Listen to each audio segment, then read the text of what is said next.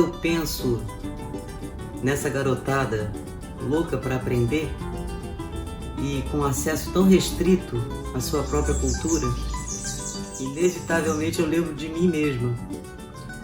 Lembro de mim criança, quando comecei a tocar. Lembro do meu irmão Rafael, de como a gente conhece o choro desde criança, mas que o impacto que foi pra gente conhecer pessoas da nossa idade tocando choro, foi isso que colocou a gente pra frente, né? Que deu aquela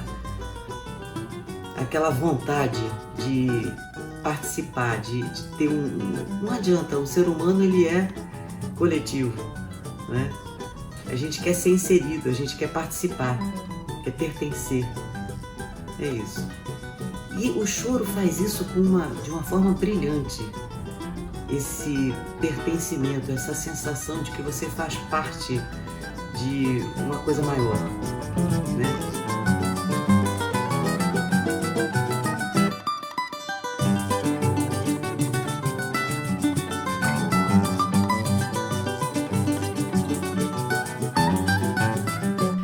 Dizem que Jacó do Bandolim, no final da sua vida, dizia tristemente que o choro morreria com ele.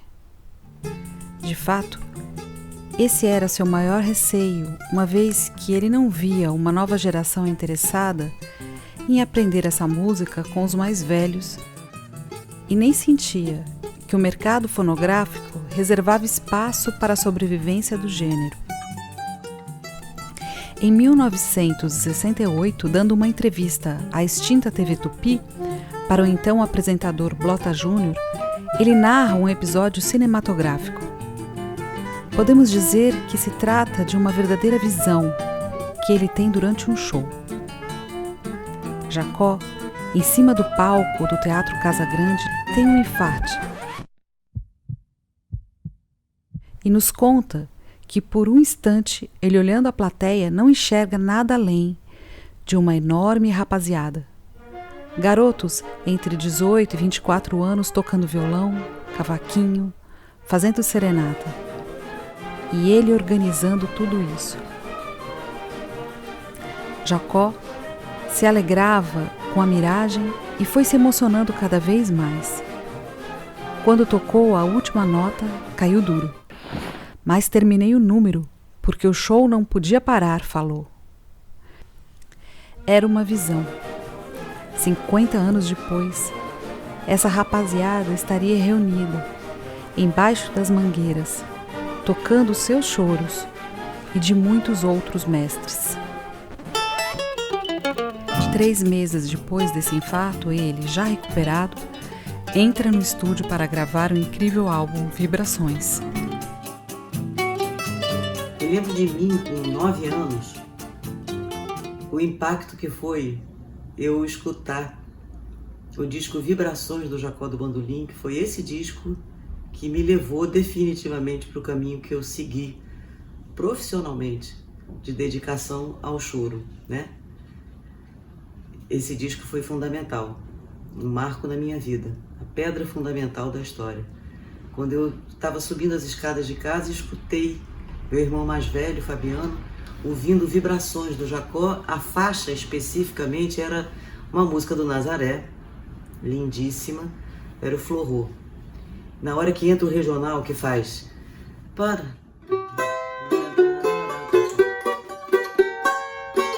era o Jonas, aí a dinâmica, né? Aquilo teve um impacto tão forte em mim, né, que eu tive certeza que era aquilo que eu queria fazer. Olha como a gente tem que fazer as coisas independente de saber se vai dar certo ou errado, não importa. O que o Jacó fez, deixou registrado. É ele o responsável pelo caminho que eu segui. E quando eu penso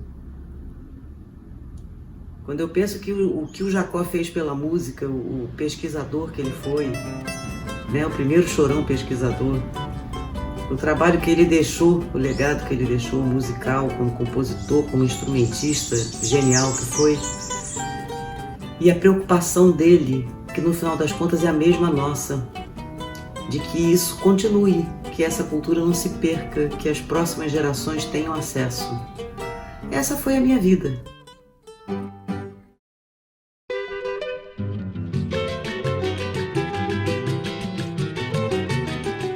Lembro do início da nossa vida profissional. Imagina os meninos nos Carioquinhas, assim, em muito pouco tempo. Na verdade, nasceu para isso esse conjunto. Nasceu porque teve a oportunidade, através da Lígia Santos, de fazer um trabalho profissional.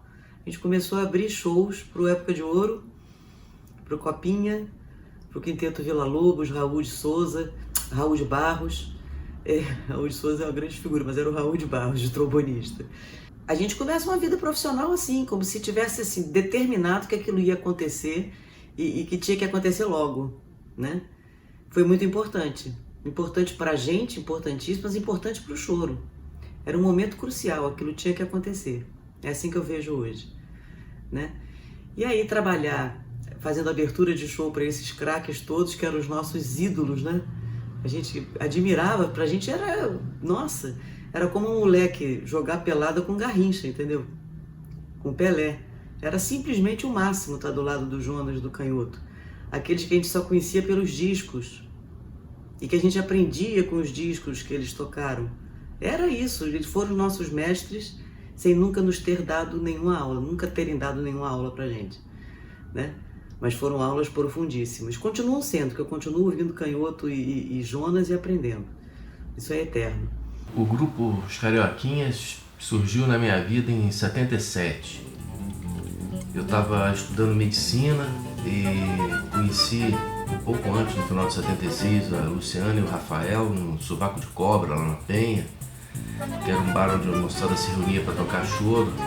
A gente começou a frequentar rodas de choro, tocando junto e tal. O Meira, meu professor de violão, já tinha falado do Rafael para mim. No início de 77, eles fizeram uma mudança no conjunto e me convidaram para fazer parte do grupo.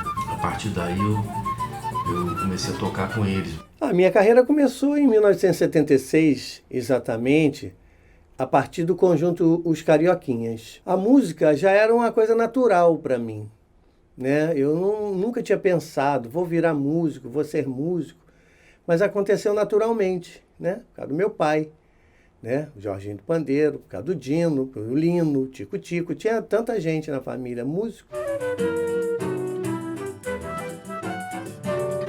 Eu acabei saindo da faculdade de medicina para seguir na música, e a Camerata, que teve o Radamés como mentor e como arranjador, teve uma importância muito grande na história do choro, porque mudou assim, os parâmetros da realização do trabalho da Camerata. Exigia de cada músico um aprimoramento técnico e de compreensão musical que ia além do que a média dos músicos de choro tradicional tinha, né? A gente tinha que conhecer a linguagem de choro, mas precisava também ter uma técnica, uma sonoridade e uma concepção camerística mais desenvolvida.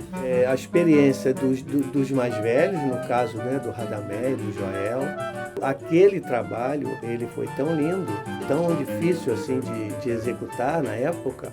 A gente estudou muito, a gente ensaiou muito. Isso ficou na minha vida, assim, foi um marco. Quando a gente vai tocar simplesmente com Radamés em Atali. Você tem ideia do que é você estar com 18 anos, como eu tinha na época, tocar com Radamés em Atali? Gente, é assim, é tocar com um dos apóstolos, entendeu? E você era um seguidor aprendiz, mas estava tocando com ele. E eu vou te dizer, foi primordial também. Pro choro, primordial. Pra gente, definitivo. E pro Radamés foi muito bacana também. É importante para ele, acho que até mais emocionalmente e pessoalmente. Ele ficou muito estimulado a trabalhar depois disso, porque era muito solitário o negócio dele, né? Alguns amigos já tinham ido embora, o trabalho dele era mega profissional, mas e muito solitário. Então ele ser alimentado por aquela juventude foi muito bonito também.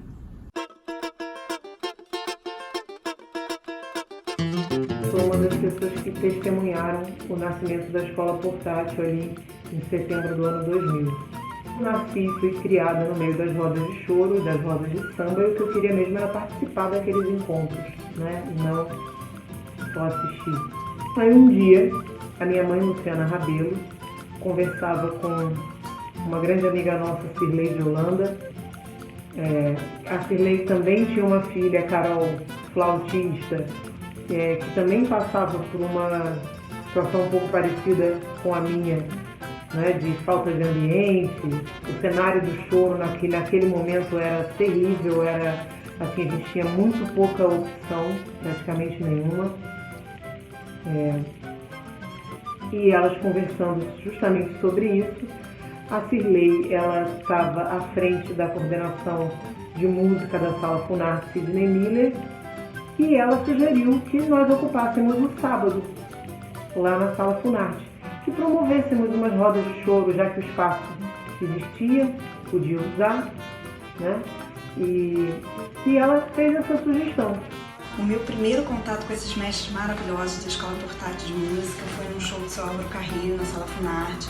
Eles estavam fazendo o lançamento dos primeiros CDs do selo da Acari, e eu lembro da Luciana no palco, falando da importância do seu Álvaro e da Dona Zélia na vida deles todos, por sempre terem aberto as portas para eles poderem conviver musicalmente e em família. E no final do show, a Luciana conversando com a minha mãe, Cirlei de Holanda, minha mãe na época era coordenadora de música da Sala Funarte, a Luciana falando sobre a preocupação dela em passar esse legado adiante. Elas então tiveram a ideia de utilizar o espaço da Sala Funarte ali todos os sábados, e a gente brinca que a oficina de música, que é o primeiro nome que a Escola de Portátil de Música recebeu, nasceu do amor de duas irmãs, de quererem ver os filhos fazendo música. Aí entrou um garoto, assim, que tinha ido ver o show também, super, assim, mal criado, né, abusado, falou assim: e aí, quando é que vocês vão para as rodas? Porque vocês vinham falando que vocês aprenderam nas rodas com os mais velhos, mas vocês mesmos não vão para as rodas. Falei, caramba, que garoto abusado, né? Mas aí parei, pensei e falei, ele tem razão, a gente não vai mesmo para as rodas. A gente faz roda em casa, mas a gente não frequenta rodas públicas, né? Então a minha mãe, ela chamou os companheiros dela de jornada, né? O Maurício Carrilho, o Pedro Amorim, Celcinho Silva e o próprio seu Álvaro Carrilho. Simplesmente eles foram, por amor à causa, compartilhar conhecimento, para promover essa convivência que eles tiveram tanto, né, dos mais velhos, então eles estavam ali para passar isso adiante. Era uma roda de choro que a gente separava por naipe os instrumentos, passava a harmonia, passava a levada, dava algumas orientações, e depois a gente juntava todo mundo para tocar. Tinha mais ou menos 50 alunos. A gente começou no ano 2000 na Funarte. Aí em seguida começou a encher, começou a vir muita gente, então a gente foi para a Escola de Música, aquele prédio que tem ali do lado da Sala Cecília Meirelles. E aí, quando foi em 2003, o Hermínio Belo de Carvalho batizou a oficina de choro como Escola Portátil de Música. E a gente se mudou para o casarão que tem na Ladeira da Glória, antes de chegar lá em cima na igreja. Tem um casarão ali que ficou sendo o Casarão do Choro. Uma outra data importante foi em 2004, quando nós fizemos o primeiro Festival Nacional do Choro em Mendes. Teve outras edições mais tarde, mas esse, como foi o primeiro, eu achei legal citar também. Em 2005, a gente vai para a Unirio. Fizemos um convênio com a universidade e a Escola Portátil se tornou um curso de extensão para os alunos de graduação da Unirio. E teve um ano em que a gente fez como se fosse uma extensão da Escola Portátil no Sesc de Ramos. Passando rapidamente pelo tempo, foi isso aí, nesses 20 anos de Escola Portátil. E tem uma coisa mais interessante que acontece todo final do período da aula, que é o bandão. O bandão é uma coisa que se tornou super importante, até de pessoas de fora chegar no horário do bandão e assistir ao nosso bandão, onde todos os alunos se reúnem para tocar os arranjos que são feitos pelos professores. Ela prega a cultura do choro, o coletivo, o estar junto, como é importante a convivência, sem nada que separe as pessoas, sem nenhuma intolerância. Palavra-chave. Porque você sabe que não terá sentido o que você fez se não tiver continuidade. Sou praticamente um dos primeiros alunos da Escola Portátil de Música, ainda oficina de choro lá na Sala Funarte, e foi uma experiência que mudou de forma significativa a minha vida. A convivência com esses grandes mestres, com esses grandes professores, pelos quais eu tenho muita amizade, muito carinho, muita admiração. Bom, eu cheguei na Escola Portátil quando eu ainda era lá no Arcos da Lapa, era a oficina de choro, todo sábado de manhã. Foi uma maravilha, né? Porque a gente ficava lá, fazia aula com o Maurício, o grande mestre Maurício. Interessante que a oficina de choro ela começava às 9 da manhã e não tinha hora para terminar, né? A gente ia até de madrugada lá no Cosmopolita, tocando choro, tendo a chance de tocar com os mestres que tiveram muita generosidade de passar o conhecimento deles pra gente, né? Bom, a Escola Portátil de Música, além da importância social e musical que ela ocupa, né?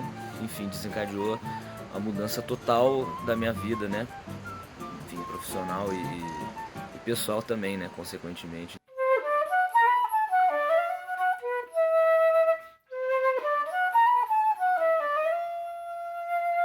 Eu e a Rosana, a gente se conheceu no primeiro festival de choro, que é o Nacional de Choro, promovido pela escola, né, que aconteceu na cidade de Mendes, no interior do Rio de Janeiro.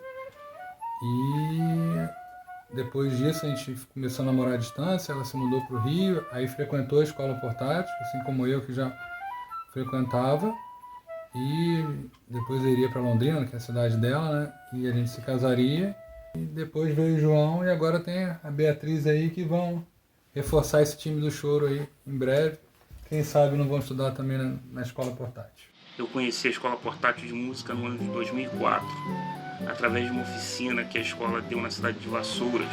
Tem um fato curioso também, porque foi justamente através de uma matéria de jornal que falava do lançamento do disco do seu Álvaro através do seu Acari, que eu pude dar nomes, ligar os nomes às pessoas, né?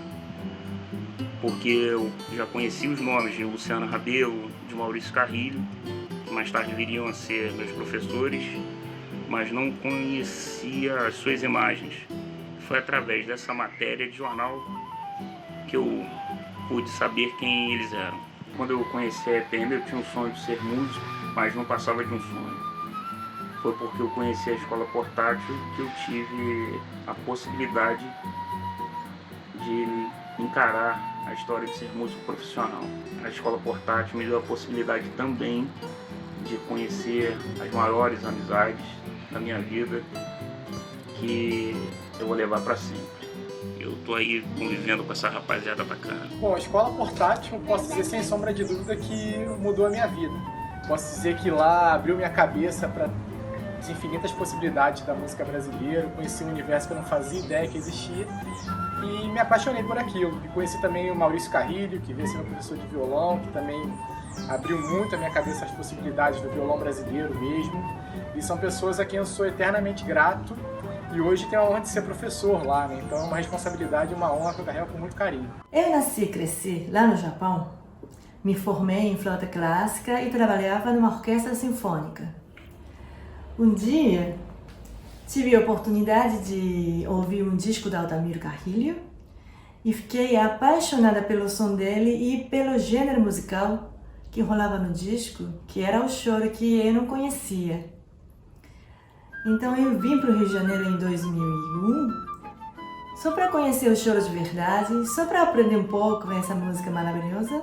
O Maurício me levou para a Escola Portátil, que ainda era chamada de Oficina de Choro. Na época, lá na Lapa ainda. Eu fui lá, achei incrível, maravilhoso. Um ambiente tão agradável, divertido, todo mundo tocando junto. Resolvi me mudar para o Rio de Janeiro, definitivamente, em 2004. Em 2006, fui convidada para dar aula de flauta na Escola Portátil. Senti tão honrada, tão agradecida. Foi o maior presente que eu ganhei na minha vida, maior convite, maior presente. Então a Escola Portátil, para mim, é a minha casa, minha família né, do Brasil. Eu me lembro quando cheguei pela primeira vez na EPM, eu acho que foi em setembro ou outubro de 2006. Eu tinha acabado de chegar aqui no Brasil para passar um ano, né, para estudar choro, então a convite da Naomi Kumamoto, eu acho que eu fui na EPM e aí cheguei lá e não acreditei no que eu vi. Me pareceu que todos os músicos cujo nome eu conhecia, cuja foto eu conhecia pelos encartes, né, dos CDs que eu tinha comprado na França, eles estavam aqui na minha frente, na EPM, caminhando, indo das salas de aula para o bandão. Então, realmente eu fiquei assim. Eu me lembro muito bem ter pensado naquele filme do Woody Allen, que é A Rosa Púrpura do Cairo. Não sei se vocês conhecem, que é o ator que sai da película, que sai do filme, para encontrar uma menina da plateia. Aí eu tive exatamente essa sensação na EPM. Todos os artistas tinham saído de todos os CDs que eu conhecia para estar presente naquele dia. Eu tenho só para agradecer o jeito que eu fui acolhida por essa turma, realmente muito acolhedor. Eles me deram um lugar. Talvez, se não tivesse sido tão acolhida tão bem, talvez a vontade de ficar aqui no Rio não teria ficado tão forte assim. Então, só realmente tenho para agradecer o carinho, o profissionalismo da turma dos professores da EPM. Vindo aqui para celebrar, honrar, agradecer os 20 anos da Escola Portátil de Música. Essa escola que é um oásis, é um marco na história da música do Rio, do Brasil, do mundo. É uma grande árvore, é um baobá com as suas imensas raízes e frutos entrando por todos os lugares e sementes que, caindo em solo fértil, certamente crescem como belas criações. Em 2009 eu comecei a dar aula, que foi uma alegria muito grande. Alô, bateria! Sou Brian Moran, sou um americano, moro aqui nos Estados Unidos e sinto muito feliz para dizer parabéns para 20 anos e obrigado. Obrigado Maurício, Luciana, Pedro Aragão, Pedro Amorim, Jaime Vignola, Celcinho, Ana Paz, muito mais. Eu fui ao Festivais de Choro anos 2007 e 2008. Mudou minha vida, sério. É importante para lembrar naquele tempo não foi internet como hoje. Foi necessário para viajar ao Brasil, para conseguir coisas como levadas, métodos, gravações, livros, partituras e tal. E essa experiência foi incrível, sem palavras. Então, obrigado muito para sua influência na minha vida e minha vida musical. Um abraço. Eu nunca esqueço do primeiro dia que eu cheguei lá, um sábado de manhã, um dia lindo, e ao entrar ali, eu vi alunos espalhados por todos os cantos daquele jardim bonito, um tocando um saxofone num canto, o outro no clarinete no outro canto, uma turminha ali junta com cordas. Falei, nossa, como é que eu só descobri esse lugar agora? Eu carrego comigo essa paixão pelo choro e tenho certeza que isso vai me acompanhar para sempre. Então, a Escola Portátil nunca vai sair de mim. Sempre ia nos festivais e ficava sempre aquela sensação que faltava sempre alguma coisa que eu queria mais, né? Que só o contato com o festival era muito rápido na minha cabeça, e era mesmo. E aí eu passava as finais de semanas com feriados no Rio para tentar ter contato, fazer uma aula lá na EPM e ter o contato com as pessoas e tocar. E aí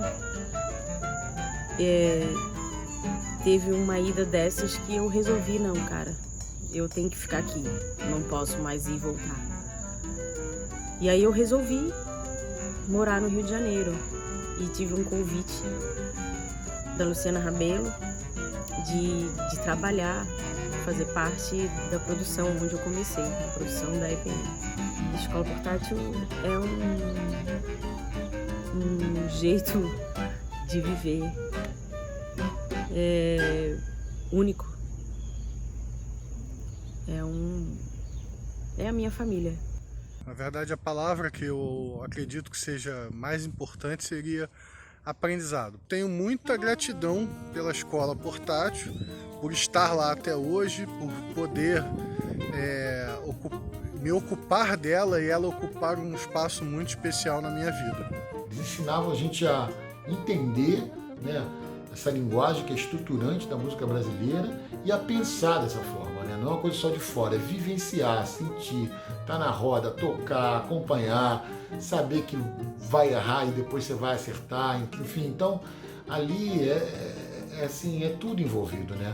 É a técnica, é a percepção, é a história, né? A cultura, é o convívio. Então, realmente, acho que a palavra é o fundamento, né? Eu cheguei na escola portátil no ano de 2000, né? No início, bem no início lá do projeto, através da Carol de Holanda, filha da Cirlei de Holanda, que também é uma das fundadoras lá do projeto. E foi muito bacana adentrar a sala Sidney Miller e poder ver Maurício Carrilho, Luciana Rabelo, Pedro Amorim, Álvaro Carrilho, Celcinho Silva, passando para um pequeno grupo, que era na época, tudo que eles sabiam, e com uma felicidade muito grande de estar realizando aquele projeto. Por isso, hoje, se eu for me pedirem uma palavra para definir a Escola Portátil de Música, eu diria generosidade.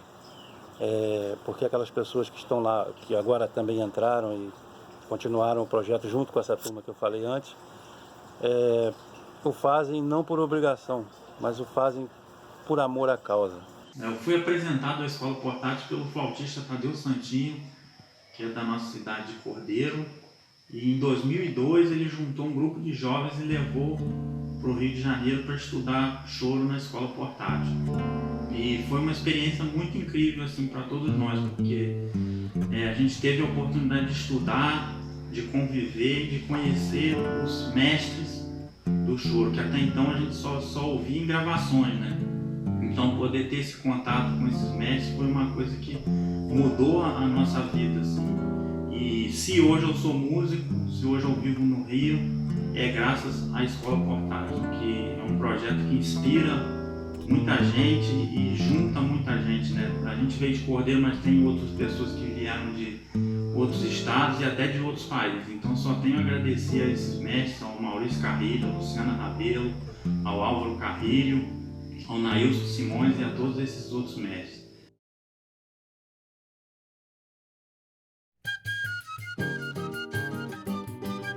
E eu queria prestar aqui minha homenagem muito carinhosa para o seu Álvaro, que além de um grande flautista, foi um grande compositor.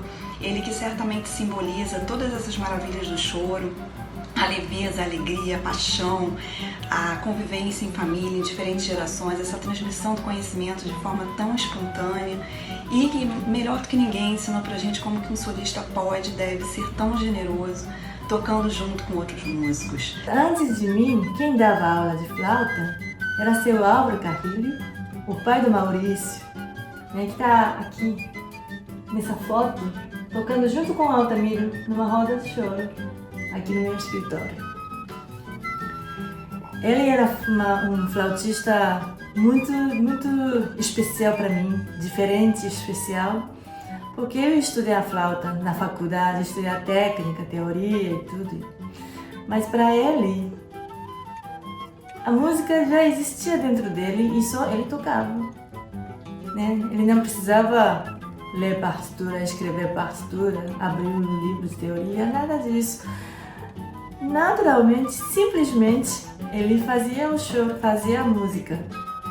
Tocava tão bonito, compunha, né, músicas maravilhosas, mas, tipo assim, conversando com um passarinho na sala dele, né, assofiando. E isso que virava um choro. Impressionou tanto esse flautista. E como pessoa também, foi muito especial, uma pessoa muito generosa, maravilhosa, carinhosa, né? Acolhedora também. E eu tive muita sorte de ficar hospedada na casa deles. E comia a comida maravilhosa da Dona Zélia. E seu Álvaro me levava para tantas rodas de choro. Eu conheci muitos músicos, muitos lugares dessa cidade.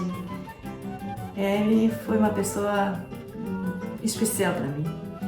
O seu Álvaro, quando cheguei na EPM, eu fui aluna dele. Era muito engraçado, porque tinha um quadro branco. Aí ele desenhava a pauta, assim, de um canto para o outro do quadro. Se ele pudesse, ele teria escrito assim nas paredes, fazendo a volta assim, da sala de aula. E ele ia compondo com a gente, assim, sempre um acrescentando um elemento. Me lembro também do Aquiles, né? Pequeno ainda na época, que frequentava também essa aula. Então, para mim, era muito incrível. Eu não conhecia esse jeito de trabalhar tão informal, tão descontraído e tão profundo também, tão sincero. E é isso que eu aprendi com o seu Álvaro, é a sinceridade que ele tinha, né? Compondo, tocando, alguma coisa que vinha realmente diretamente da alma dele, que ele conseguia transmitir. Então foi realmente uma grande aula para mim. Durante 4 anos eu fui aluno do seu Álvaro na Escola Portátil de Música, então vai ficar isso marcado assim na minha vida. Eu acho que eu vou levar sempre isso comigo, né? Essa alegria de fazer música, essa alegria de ser músico, de tocar choro. O seu Álvaro faz muita falta, né? Seu bom humor, seus trocadilhos, toda aquela bagagem musical. Só aqueles encontros que ele promovia na casa dele, abrindo a casa para quem quisesse chegar, semanalmente já dizem muito, né? Ele foi importantíssimo na minha formação enquanto musicista, mas também na minha formação como pessoa. Fui criada dentro da casa dele. A tia Zélia é minha terceira avó. E o seu Álvaro, a primeira vez que eu subi num palco para fazer um show, foi num show dele.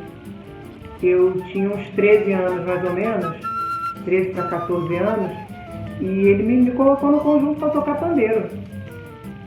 E no final do show ainda me deu uma colher, ainda toquei umas 2 músicas, eu toquei o cavaquinho, estava começando a aprender. Quer dizer, ele tem esse espírito, né, generoso, e foi uma pessoa muito especial para mim e para um bocado de gente. Falando do seu Álvaro, foi o primeiro professor que eu tive a oportunidade de aprender com ele. Ele era um grande anfitrião, né? Não sei se todos sabem, né? Mas a casa dele sempre abrigou famosas rodas de choro e abrigaria também a Acari Records, né? E as pessoas gostavam de estar perto do seu Álvaro. Foi um presente, assim, ter conhecido o seu Álvaro Carrilho. O seu Álvaro, um flautista desses que nascem com a flauta na boca. E é uma figura maravilhosa, assim, de um carinho, de uma generosidade, de uma alegria. Que ele era a história viva do choro, então o que eu podia, o seu Álvaro, eu ia lá na casa dele, lá em Acari, passava horas escutando as histórias de choro, tocando junto, aprendendo, recebendo direto da fonte, né, como que era tocado, o que tinha que aprender, como é que tinha que fazer e tudo mais. O seu Álvaro era uma figura, né, as histórias que ele contava, a gente começava a rir, não conseguia parar mais. Grande mestre de todos nós, eu tive o privilégio de fazer parte de um conjunto acompanhando o seu Álvaro, e todas as segundas-feiras à tarde a gente pegava o metrô e ia lá para Acari, para casa dele, para ensaiar, e passava a tarde inteira tocando choro. A gente ainda comia um lanche delicioso que a Dona Zélia preparava pra gente com todo carinho, com todo amor. É que ele, além de ter sido um importantíssimo professor de música para todos nós, ele foi além, ele foi um professor de vida para todos nós e para todos aqueles que passaram por suas aulas. Com certeza saíram dali marcados, né? Seu Álvaro foi um capítulo especial na vida de todo mundo que passou por suas aulas na EPM. O seu Álvaro foi o meu primeiro professor na escola portátil. Eu cheguei lá com 11 anos e ele me recebeu com muito carinho e muita generosidade. Hoje eu vejo o quanto foi um privilégio para mim poder ter convivido com ele todos aqueles anos. Porque ele é um cara que tinha muita sabedoria e muito conhecimento de choro. Porque ele viveu e conviveu com grandes nomes da música brasileira, de diferentes gerações. Então ele trazia toda essa bagagem de vida que ele tinha para a música dele. Então era uma música que brotava espontaneamente e de uma maneira muito natural. E ele trazia essa maneira para as aulas dele também. E ele era um cara que incentivava muito as novas gerações, incentivava a estar compondo, a estar criando. Então foi um privilégio mesmo para mim poder ter tido essas aulas com ele. Continuo aprendendo com ele até hoje pelas gravações que ele nos deixou. E tenho uma honra muito grande de ter sido aluno dele. Obrigado, seu Álvaro.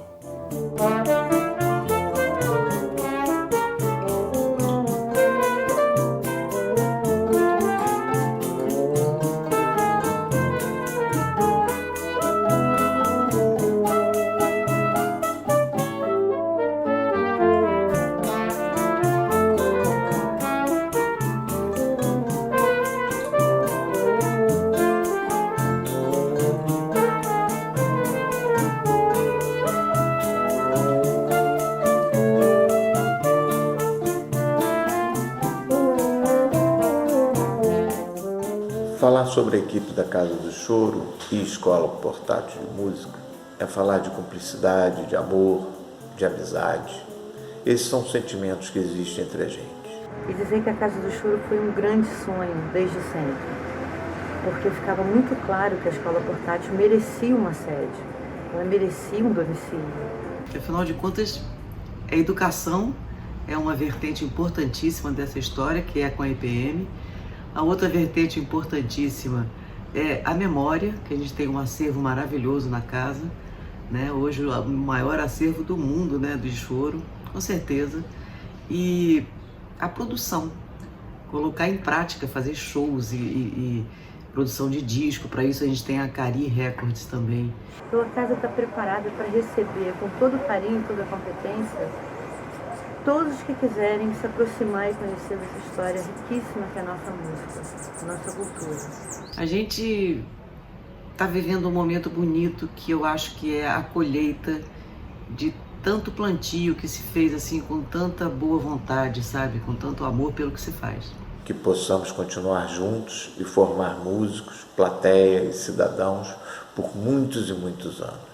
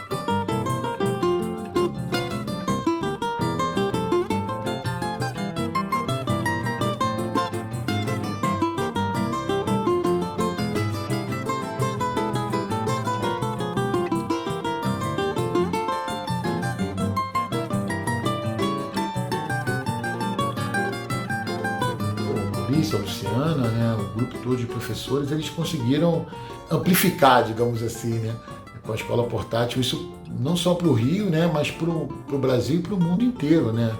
Então, eles conseguiram socializar essa forma de viver na música. Se hoje a gente está vendo a cidade toda repleta de rodas e pessoas tocando choro, e você viaja para fora, você tem núcleos de choro estruturados, né? Você vê lá o material da escola portátil, né? Nas rodas, nas partituras, né? E eu nunca imaginei, sinceramente, que fosse se tornar essa instituição que é hoje a Escola Portátil de Música, de alcance internacional, formando tanta gente, né? Milhares de alunos que passaram por lá e que continuam passando, e gente tendo uma formação muito sólida de música brasileira, e é um motivo de um orgulho imenso, né? É um projeto de uma vida. A gente fez uma conta há algum tempo atrás e tinha passado pela escola portátil cerca de 12 mil estudantes, né? O que a gente deixa para o futuro é essa nova forma de passar a cultura do choro adiante para novas gerações, né? Essa chama do amor pelo choro, do respeito às tradições do choro, sem nunca deixar de acrescentar novos conteúdos a essa música, né? O choro é uma música viva que está em constante transformação. Salve a Escola Portátil de Música. Foi a melhor coisa que podia acontecer ao Rio de Janeiro e à cultura musical. Então é isso aí, vida longa à EPM. Vida longa à Escola Portátil. Hoje eu faço parte dessa família. Parabéns pelo aniversário de 20 anos e muito obrigada por ter me acolhido tão bem, do jeito tão carinhoso. Parabéns à Escola Portátil por esses 20 anos e que venham muitos outros anos inspirando as pessoas e os músicos no Brasil. Escola Portátil de Música, para sempre. Daqui para frente, o choro está na mão de vocês, está na mão da garotada. Como esteve na nossa boa um tempo atrás. A gente tem que seguir o caminho aí. Não é um caminho fácil, mas ao mesmo tempo é muito prazeroso, né? Acho que a gente está deixando um legado. A alegria que se tem com a escola portátil é indizível, porque a gente sente que está cumprindo uma missão, que estávamos designados a isso. É assim que eu entendo, como uma missão mesmo, uma predestinação, e que a gente vem cumprindo direitinho. Que alegria que dá saber que eu vou poder parar de tocar.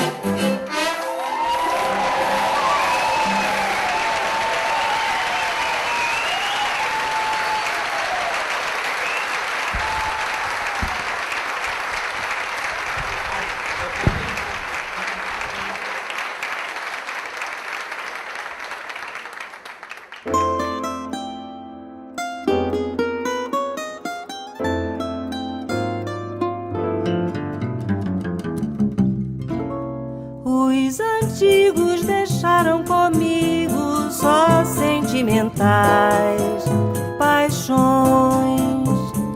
As serenatas, os choros, saudades, serenos, saraus e serões. Meus cantos são vibrações, são ecos, são só ressonância das mais belas e eternas canções que eu ouvia na infância. O passado caminha ao meu lado e me ensina a não ter ilusões, sem desprezar os tempos modernos, os tempos eternos é que são bons.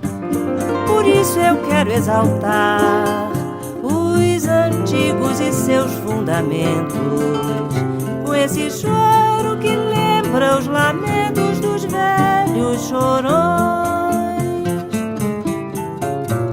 Suas músicas são louças finas, são fontes divinas, são inspirações. Quantos puros e bons sentimentos saíram de dentro dos seus corações. Que emoção, que prazer, que beleza, que delicadeza que vem desses sons. E é por isso que eu fiz, e com muito carinho no meu cavaquinho, um choro pra esses velhos chorões. Os antigos deixaram comigo só sentimentais paixões. As serenatas, os choros, saudades, serenos, saraus e serões. Meus cantos são vibrações, são ecos, são só ressonância das mais belas e eternas canções que eu ouvia na infância.